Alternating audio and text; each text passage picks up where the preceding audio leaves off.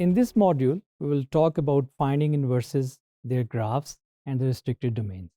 अच्छा, हमने ये चीज़ अभी बात की कि जो हमारे पास फंक्शंस ऐसे हैं जो वन टू वन नहीं हैं, उनका इन्वर्स एग्जिस्ट नहीं करता। हाँ, अगर हम उनकी डोमेन को रिस्ट्रिक्ट कर दें, तो उनका इन्वर्स एग्जिस्ट कर सकता है। हम ये देखेंगे कि ये किस तरह से होता है, लेकिन हम उससे पहले किसी भी फंक्शन का इन्वर्स आपने मैथमेटिकली कैसे कैलकुलेट करना है, ये देख लें। How do we find inverse of a function? इसके कुछ स्टेप्स हैं। आपने जो भी आपके पास प्रॉब्लम आए जिसका आपने इन्वर्स फाइंड करना है, आपने इन स्टेप्स को फॉलो करना है। अगर आपके पास F of x equals to कोई फंक्शन दिया हुआ है, तो आप उसको जो है वो सबसे पहले y equals to f of x की शक्ल में लिख लें।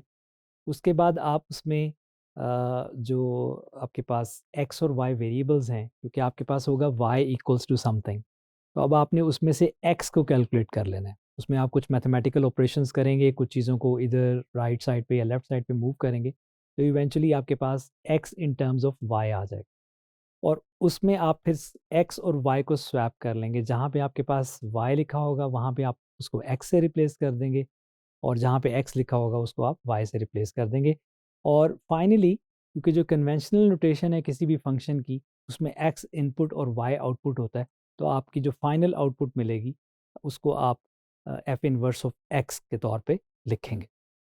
तो जब आप इन्वर्स फंक्शन फाइंड कर लेंगे, तो आप उसको वेरीफाई भी कर सकते हैं। ये वही प्रोसीजर है कॉम्पोजिट फंक्शन का, कि आपने अगर एफ ऑफ एक्स के ऊपर F inverse of x apply करेंगे तो आपको वापस एक्स मिलना चाहिए। इसी तरह से अगर आपके पास एफ इन्वर्स ऑफ एक्स है और आप उसके ऊपर एफ को दोबारा अप्लाई करेंगे, तो आपको वापस एक्स मिलना चाहिए। अच्छा, इनको हम एग्जाम्पल से थोड़ा सा देखते हैं कि ये हमने इन्वर्स किस तरह से फाइंड करने। तो लेट्स सी दैट हमारे पास फर्स्ट प्रॉब्लम है f of x equals to 2x+5। तो प्रोसीजर वही है, हम उन्हीं स्टेप्स को फॉलो करेंगे। हम सबसे पहले इसको जो है वो y इक्वल्स टू 2x+5 ले लेते हैं।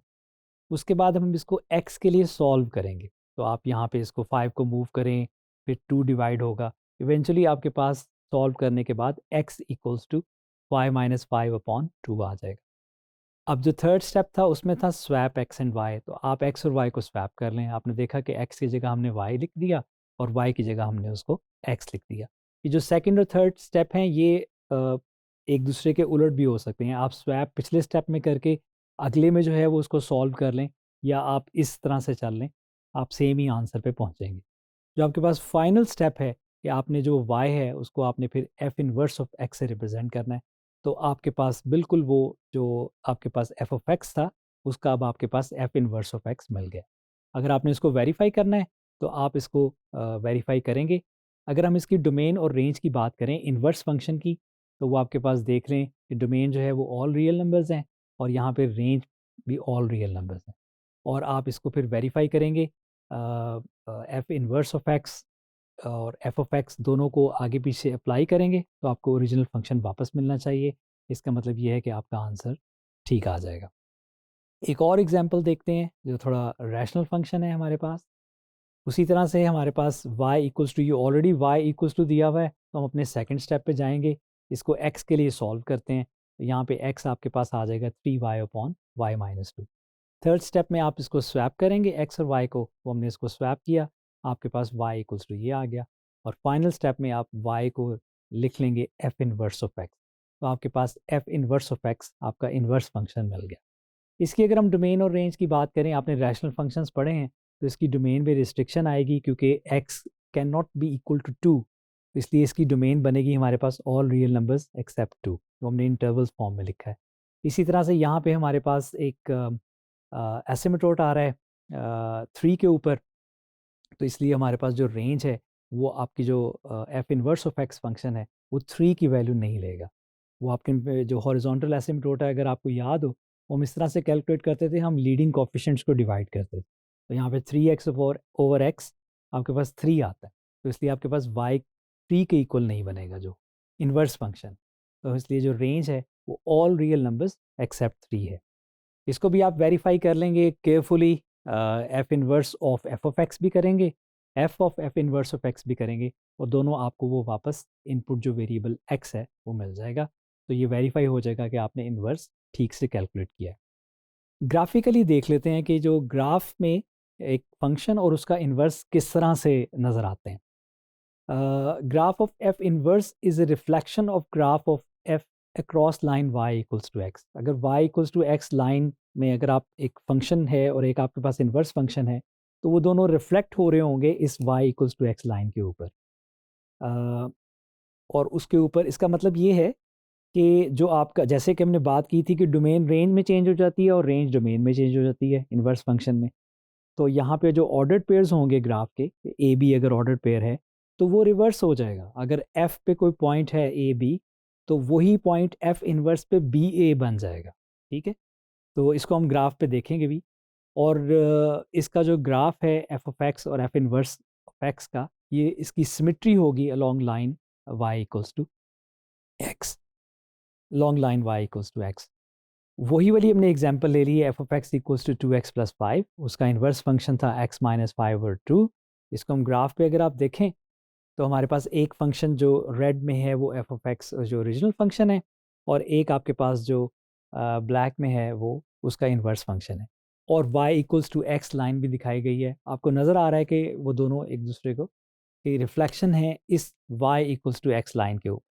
और कुछ ऑर्डर ट्रेस भी शो किए हैं, तो आपको नज़र आ रहा है कि जो आपके पास -1.52 था ओरिजिनल फंक्शन के ऊपर, वो आपके पास 2 और -1.5 बन गया है एफ इनवर्स फंक्शन के ऊपर।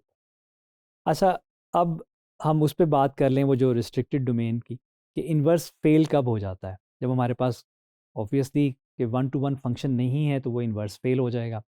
एक्स स्क्वेयर्ड की हमने एग्जांपल बार बार देख रहे हैं क्योंकि ये सिंपल सी एग्जांपल है आपको क्लियर करने की।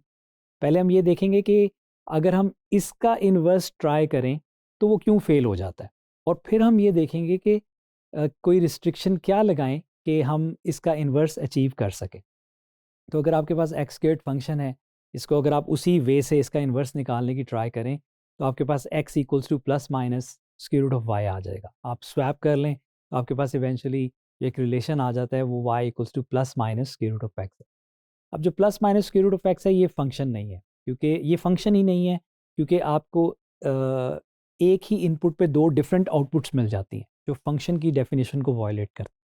तो इसलिए हमें अगर हमने उसका इन्वर्स निकाला भी है तो वो हमारे पास एक रिलेशन रहा, लेकिन वो हमारे पास फंक्शन नहीं आया। इसको आप जो ग्राफ से हम इसको देखेंगे, ये हमारे पास जो है वो एक कर्व जो रेड वाली है वो एक्चुअल फंक्शन है f of x equals to x squared. ठीक है, और एक हमारे पास जो हमने उसका जो इन्वर्स रिलेशन निकाला है y equals to plus minus square root of x, वो भी हमने प्लॉट कर लिया है ब्लैक कलर में। अच्छा, अब जब आप वर्ड जो आपका ओरिजिनल फंक्शन है उसको पहले आप चेक करें कि वो 1-to-1 है या नहीं। वो हम हॉरिजॉन्टल लाइन टेस्ट से चेक करते हैं, तो वो पास नहीं कर रहा। इसका मतलब ये है कि वो 1-to-1 फंक्शन नहीं है, उसका इन्वर्स एग्जिस्ट नहीं करेगा। हमने यहाँ से भी इसको वेरीफाई कर लिया। एक और वे से इसको वेरीफाई हम ऐसे कर सकते हैं कि जो हमें इन्वर्स रिलेशन मिला है y equals to plus minus square root of x, उस पे अगर हम वर्टिकल लाइन ड्रॉ करके चेक करें तो वो भी फंक्शन की डेफिनेशन को वायलेट कर रही है। इसका मतलब ये है कि ये फंक्शन नहीं है। तो यहाँ से हमने ये देखा कि हमारे पास जो एक्स स्क्वेयर्ड है वो अगर हम पूरी की पूरी डोमेन पे लें तो वो हमारे पास 1-to-1 फंक्शन नहीं है, उसका इन्वर्स फंक्शन हमें नहीं मिलेगा। तो no inverse function exist unless we restrict the domain. और यहाँ पे जो डोमेन रिस्ट्रिक्शंस हैं ये इंपॉर्टेंट कॉन्सेप्ट है, ये हम आगे अभी देखेंगे इसमें कि इस एक्स स्क्वेयर्ड के लिए कैसे हम डोमेन को रिस्ट्रिक्ट करेंगे तो हमें इन्वर्स फंक्शन मिलेगा। और लेटर ऑन हम जब आगे ट्रिग्नोमेट्रिक फंक्शंस के इन्वर्सेस देखेंगे तो वहाँ पे दोबारा इसके ऊपर बात होगी। अब हम इसी एक्स स्क्वेयर्ड फंक्शन को लेंगे और उस पे हम इसकी जो डोमेन है उसको रिस्ट्रिक्ट करेंगे, और इस तरह से करेंगे कि वो हमारे पास फिर 1-to-1 फंक्शन बनेगा और उसकी डोमेन भी हमें मिलेगी। तो एक्स स्क्वेयर्ड हमने लिया और उस पर हमने एक रिस्ट्रिक्शन लगाई उसकी डोमेन पे कि x will be greater than equals to 0। अब अगर इसको मैं यहाँ पे इसका इन्वर्स निकालूं तो यहाँ पे अब मुझे plus square root of x मिलेगा। और इसको अगर मैं प्लॉट करूँ तो आप देखें कि जो रेड कर्व है वो आपके पास अब 1-to-1 फंक्शन है, वो हॉरिजॉन्टल लाइन को पास कर रही है।